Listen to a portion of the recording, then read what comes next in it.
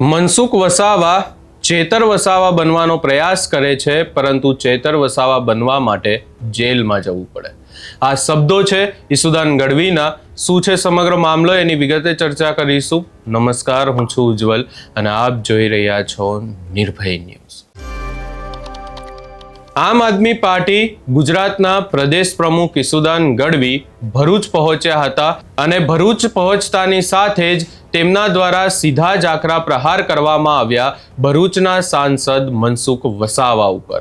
અને મનસુખ વસાવા ઉપર અનેક સવાલો પણ ઊભા કરવામાં આવ્યા. સીધી જ વાત કરી દેવામાં આવી કે મનસુખ વસાવા ચેતર વસાવા બનવાનો પ્રયાસ કરે છે, પરંતુ એમને ક્યાં ખબર છે કે ચેતર વસાવા બનવા માટે જેલમાં જવું પડે, લોકોનો અવાજ ઉઠાવવો પડે.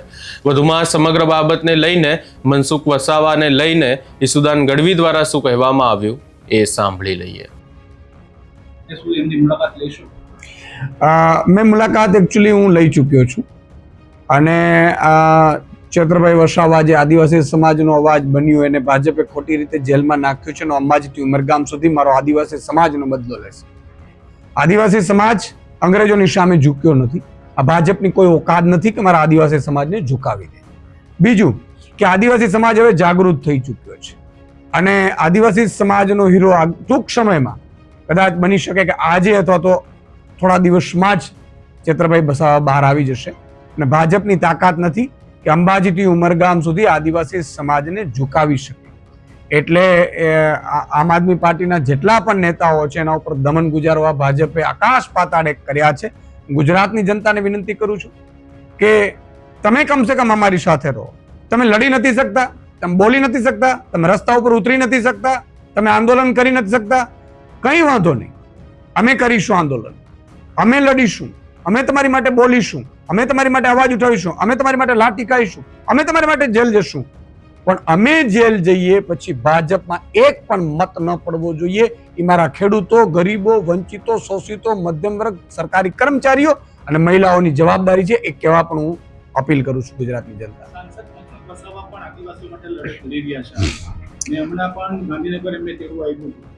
સાંસદ મનસુખભાઈ વસાવા દેખાડો કરે છે, લડી નથી રહ્યા. જો લડી રહ્યા હોય તો ચેતરભાઈની જેમ જેલમાં હોય.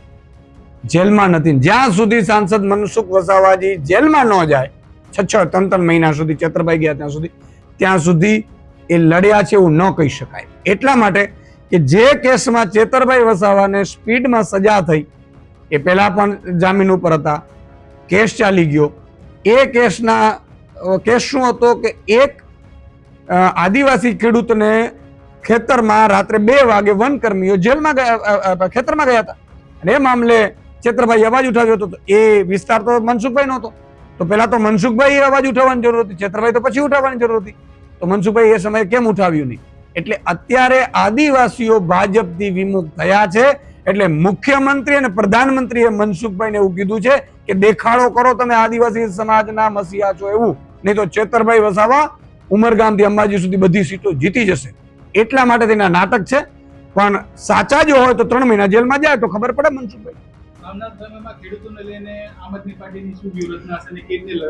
આમ આદમી પાર્ટી સતત લડત લડી રહી છે. આપણે જોયું હશે કે કડદા કાંડ હોય કે સૌરાષ્ટ્રમાંથી આખા ગુજરાતમાં કિસાન મહાપંચાયતો વિવિધ મુદ્દે કરી 10,000 કરોડનું પેકેજ સરકારે જાહેર કરવું પડ્યું. હાઈ ટેન્શન લાઇનના મુદ્દા હોય, કિસાન મહાપંચાયતો ગાંધીનગરમાં 1 દિવસનો પ્રતિક ઉપવાસ કર્યું. હમણાં તમે જોયું હશે 1 મહિના પહેલા. અને સતત અમે લડી રહ્યા છીએ. આજે ભરૂચમાં પણ સંમેલન છે ખેડૂતોનું. આ સહિત જ્યાં જ્યાં ખેડૂતો લડી રહ્યા છે એ મામલામાં અમે ખેડૂતોને એટલું કહીએ છીએ કે અમે લડતની તમારી સાથે છીએ. પણ આ અહંકારી રાવણ જેવી સત્તા સામે માત્ર આંદોલનોથી હવે નિરાકરણ નહીં આવે. સરકાર બદલો, તમારી પોતાની આમ લોકોની, આમ જનતાની, આમ આદમી સરકાર લાવો અને નિર્ણયો કરો તમારે સરકારમાં બેસીને. ખેડૂતોની લેખિત સંમતિ વગર એ લોકો વીજ પોલ નાખી નહીં શકતા ખેડૂતના જમીનમાં. તેના માટે શું કાયદાકીય ખેડૂત માટે શું છે કાયદા? અત્યારે અંગ્રેજ સરકારનો કાયદો ચાલી રહ્યો છે, હજી પણ એમાં બદલાવવામાં આવ્યું નથી. આ લોકો જે નવા કાનૂન કે જે લાવે છે એ લોકો વળતરને લઈને લાવે છે. એવું હજી એમાં પ્રાવધાન નથી કે ખેડૂતને પૂછ્યા વિના જમીનમાં ઘૂસી ન શકાય. આમ આદમી પાર્ટીની સરકાર આવશે, મેં આનો અભ્યાસ કર્યો છે. જે કંપનીઓ આવશે યા તો ભાડું આપશે યા તો નફામાં પ્રોફિટ આપશે, અને જ્યાં સુધી મારો ખેડૂત સહમત નહીં થાય ત્યાં સુધી ખેડૂતના ખેતરમાં કલેક્ટર કે એસપી ની તો શું, કંપનીઓ વાળાથી શું, મુખ્યમંત્રીના બાપની તાકાત નથી કે ઈ ખેતરમાં જઈ શકે. આવો કાયદો લાવીશું. તમે માનો છો કે સરકાર અને ઉદ્યોગ બિલકુલ. આ સરકાર છે, ઉદ્યોગપતિઓ ખેડૂતો પાસે ક્યાં આવે છે ભાઈ? કંપનીઓ વાળા ખેડૂતો પાસે આવે. આપણે જમીન લેવી હોય તો ખેડૂતના માલિક પાસે જઈએ છીએ ને, અથવા તો આપણે દુકાન લેવી હોય તો દુકાનના માલિક પાસે જઈએ છીએ કે સરકાર પાસે જઈએ ભાઈ? કંપની લેવી હોય તો આપણે કંપનીના માલિક પાસે જઈએ છીએ કે સરકાર પાસે જઈએ? આ કંપનીઓ સરકાર પાસે કેમ ગઈ? સરકારને ફંડ આપે છે, સરકારના નેતાઓને ફંડ આપે છે ચૂંટણીઓ લડવાનું. આ કંપનીઓ અધિકારીઓને પાછલા દરવાજે નાણાં આપે છે, અને એટલા માટે થઈ અને સરકાર છે એ ઉદ્યોગપતિઓની દલાલી કરીને મારા ખેડૂતો ઉપર દમન ગુજારે છે. આ છેલ્લી જ તમને સરકારને કહીએ છીએ કે 1.5 વર્ષ છે. જો તમે વ્યવસ્થિત નહીં કરો તો આ જ ખેડૂતો, આ જ ગરીબો, વંચિતો, શોષિતો, મજૂરો, શ્રમિકો, ભાગ્યાઓ તમને ઉકેડીને ફેંકી દેશે ને પોતાની સરકાર બનાવી લેશે. જી, આજે ખેડૂતોના એક સંમેલનમાં ભરૂચ આવવાનું થયું છે.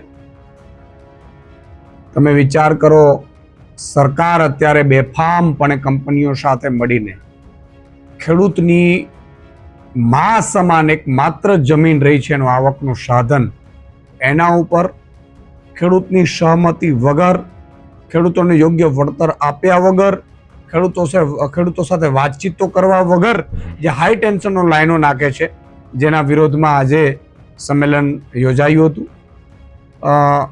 સામાન્ય રીતે 4 જેટલી હાઈ ટેન્શન લાઈનો નખાઈ છે અને હજી 6 જેટલી નોટિફિકેશનો પડી રહ્યા છે. અને આ હાઈ ટેન્શનનો લાઈનો કરોડિયાના માળાની જેમ ભરૂચ અને આસપાસના વિસ્તારોમાં પથરાવાના છે. તમે વિચાર કરો, લગભગ અંદાજે 250 થી વધુ ગામોમાં આ ખેડૂતો એફેક્ટેડ છે. અહીંયા બુલેટ ટ્રેન હોય, એક્સપ્રેસ હાઈવે હોય, આવા કેટલી યોજનાઓમાં જમીનો તો ગઈ જ છે ખેડૂતો. હવે બાકી રહી ગઈ છે જમીન, એ આ લોકો હાઈ ટેન્શન લાઈનમાં ખેડૂતોની જમીન પચાવી પાડવા માંગે છે.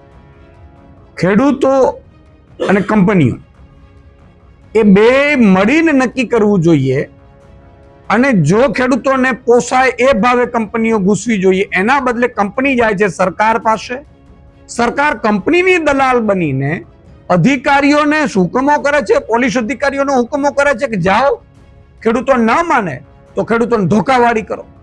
આ સરકાર ખેડૂતોની છે કે કંપનીઓની છે? અને કંપનીઓ શું મફતમાં વીજળી આપવાની છે ભાઈ? હાઈ ટેન્શન લાઈનો નાખો છો તમે જે રીતે કોરિડોરો બનાવો છો, તમે વીજળી છે એ કંપની ખેડૂતોને મફત તો આપવાની નથી. તો ખેડૂતોને યોગ્ય વળતર મળવું જોઈએ.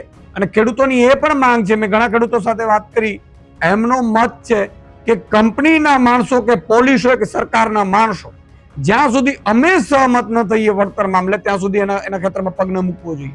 ત્યારે આ લોકો અંગ્રેજોનો કાયદો લાવીને દેખાડીને એ લોકો બળજબરીપૂર્વક તંત્રને આગળ કરીને કંપનીઓની દલાલી કરે છે. સરકાર, ભાજપ સરકાર, મુખ્યમંત્રી ભૂપેન્દ્રભાઈ પટેલ, એ શરમની વાત છે.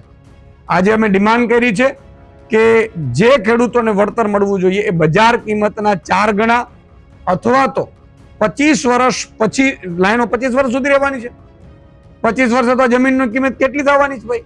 એ કિંમત પ્રમાણે વળતર આપવામાં આવે, અથવા તો મહિને એને ફિક્સ ભાડું આપવામાં આવે.